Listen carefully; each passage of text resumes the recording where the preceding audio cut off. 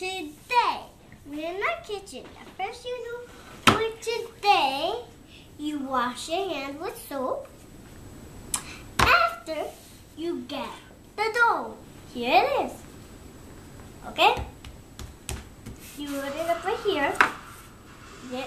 You get powder. Put it right here, right here. And what's it called? In the table. You roll it up. After, the gingerbread cutter.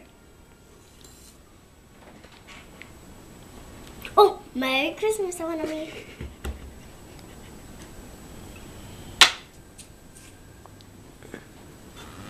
And you cut out this. Okay, cut it out. And there it is.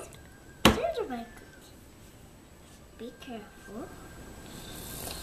Did it drop?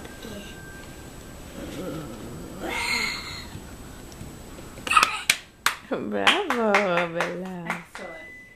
Let me see. Bye. Merry Christmas. Have a good house, okay? And remember, wash your hands first. And Merry Christmas.